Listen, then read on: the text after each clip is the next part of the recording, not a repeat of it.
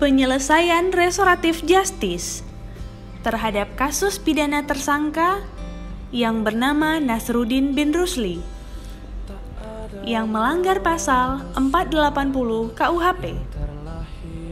Berawal dari masalah saat tersangka membeli HP milik korban atas nama Ade Reza yang merupakan HP hasil dari pencurian. Setelah diserahkan oleh kepolisian kepada Kejaksaan Negeri Aceh Barat, maka jaksa penuntut umum mengupayakan perdamaian antara kedua belah pihak dengan menjelaskan maksud dan tujuan dari upaya perdamaian. Sehingga upaya perdamaian tersebut telah disetujui dan disepakati oleh kedua belah pihak dengan pemenuhan kewajiban tertentu. Dan hingga akhirnya restoratif justice disetujui oleh Jaksa Agung Muda Bidang Tindak Pidana Umum.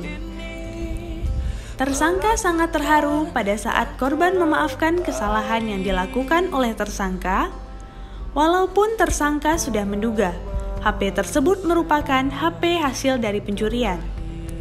Dan tersangka mengucapkan terima kasih karena sudah memaafkannya dan berjanji tidak akan mengulangi perbuatan tersebut.